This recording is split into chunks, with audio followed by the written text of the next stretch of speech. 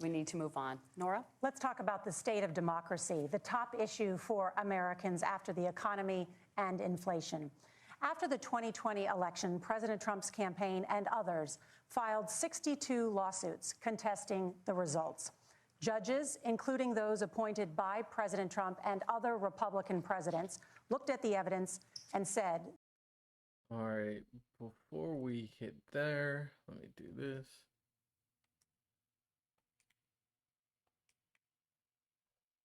there was no widespread fraud. The governors Election of every fraud. state in the nation, Republicans and Democrats, certified the 2020 election results and sent a legal slate of electors to Congress for January 6th. Senator Vance, you have said you would not have certified the last presidential election and would have asked the states to submit alternative electors. That has been called unconstitutional and illegal. Would you again seek to challenge this year's election results, even if every governor certifies the results? I'll give you 2 minutes. Well, Nora, first of all, I think that we're focused on the future. We need to figure out how to solve the inflation crisis caused by Kamala Harris's policies, make housing affordable, make groceries I'm not going to answer the question. affordable, and that's what we're focused on. But I want to answer your question because you did ask there we it. go.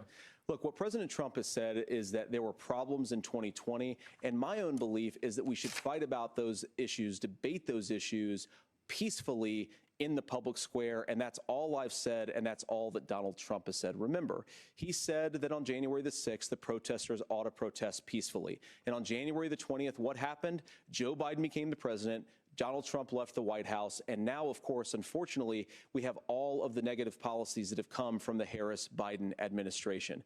I believe that we actually do have a threat to democracy in this country, but unfortunately, it's not the threat to democracy that Kamala Harris and Tim Walz want to talk about. It is the threat of censorship. It's Americans casting aside lifelong friendships because of disagreements over politics. It's big technology companies silencing their fellow citizens. And it's Kamala Harris saying that rather than debate and persuade her fellow Americans, she'd like to censor people who engage in misinformation. I'm playing Madden right now. I think that is a much bigger threat to democracy than anything that we've seen in this country in the last 4 years, in the last 40 years.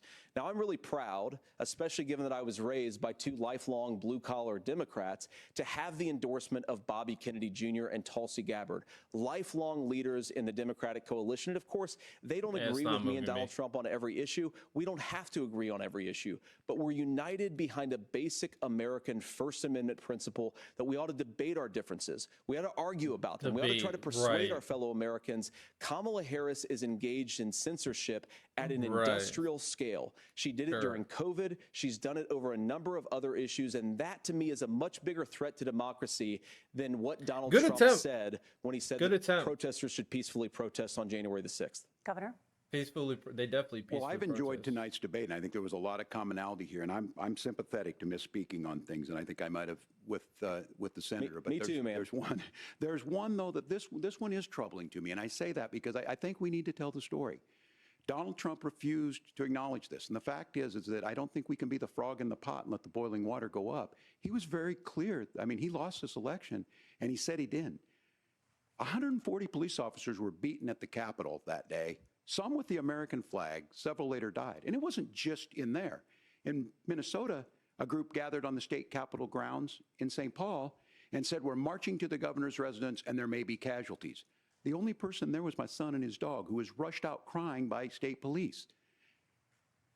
That issue, and Mike Pence standing there as they were chanting, hang Mike Pence. Mike Pence made the right decision. So, Senator, it was adjudicated over and over and over. I worked with kids long enough to know, and I said as a football coach, sometimes you really want to win, but the democracy is bigger than winning an election.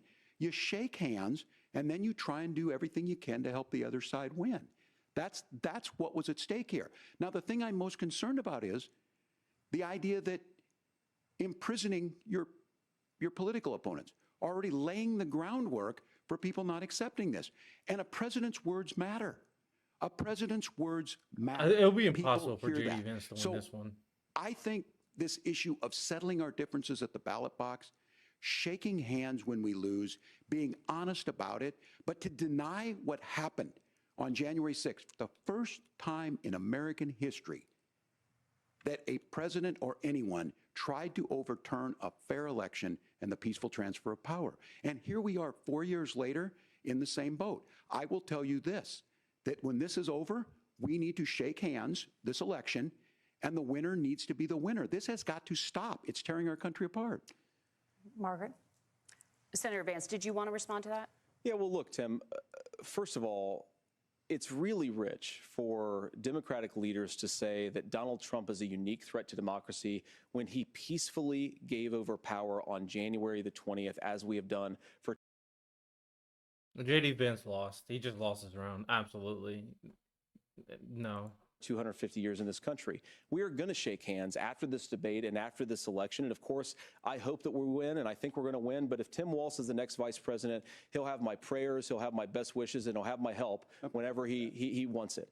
But we have to remember that for years in this country, Democrats protested the results of elections. Hillary Clinton in 2016 said that Donald Trump had the election stolen by Vladimir Putin because the Russians bought like $500,000 worth of Facebook ads. This has been going on for a long time. And if we want to know say the difference, that we though. need to No respect need the results to. of the election, I'm on board. But if we want to say, as Tim Walz is saying, that this is just a problem that Republicans J.D. Vance just said that he is fine with if they lose, that he was going to shake Tim Walz's hands.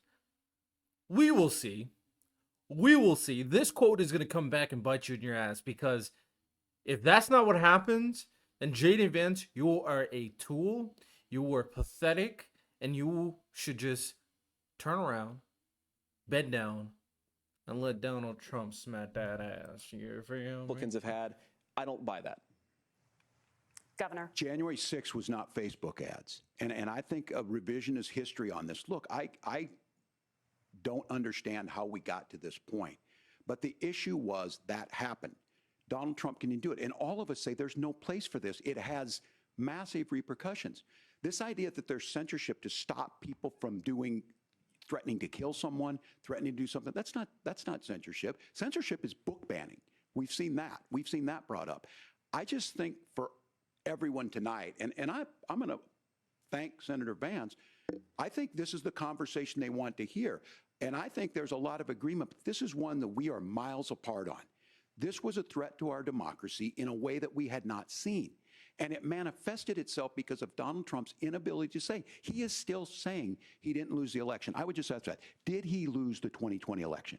Tim, I'm focused on the future. Did He's not Kamala gonna answer the Harris question. censor He's not Americans answering from the question. speaking their mind in the wake of the 2020 COVID situation? He's not going to That answer is the a question. damning non-answer. It's a damning non-answer for you to not talk about censorship. Obviously, Donald Trump and I think Not that there gonna were answer. problems in 2020. We've talked about it. I'm happy You- to talk about it further. But you guys No, you're attack not. us for not believing in democracy. The most sacred right under the United States democracy is the First Amendment. You yourself have said there's no First Amendment Donald- right to misinformation. Kamala Harris. Let's be very clear. Donald Trump has threatened social media, Twitter, to take out social media posts regarding him before. So, and book bans is crazy too. I'm not gonna lie. I'm not trying to hear it. I'm really not. Harris wants to use the threatening or power hate of speech. government and big tech to silence people from speaking their minds. That is a threat to democracy that will long outlive this present political moment. I would like Democrats and Republicans to both reject censorship. Let's persuade one another. Let's argue about ideas, and then let's come together afterwards. You can't yell fire in a crowded theater. That's the test. That's the Supreme Court test. Tim, fire in a crowded theater. You guys wanted to kick people off of Facebook for saying that toddlers shouldn't Senator, wear the masks. governor does That's have the not floor. Fire in a crowded theater. That is criticizing the policies of the government, which is the right of every American. Senator, the governor does have the floor for 1 I minute just to respond lost. to I you. choked. Yeah. Oh my Well, goodness. I I deserve don't run it. Facebook. What I do know is I see a candidate out there who refused, and now again, and this I'm pretty shocked by this. He lost the election. This is not a debate. It's not anything anywhere other than in Donald Trump's world. Because look, when Mike Pence made that decision to certify that election, that's why Mike Pence isn't on this stage. What I'm concerned about is, where is the firewall with Donald Trump? Where is the firewall if he knows he could do anything, including taking an election, and his vice president's not going to stand to it? That's what we're asking you, America. Will you stand up?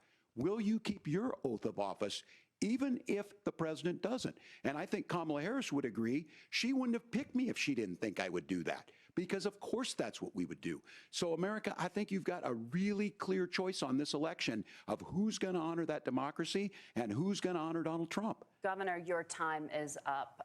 Thank you, gentlemen. We will be right back with both of our candidates. The CBS News vice presidential debate continues.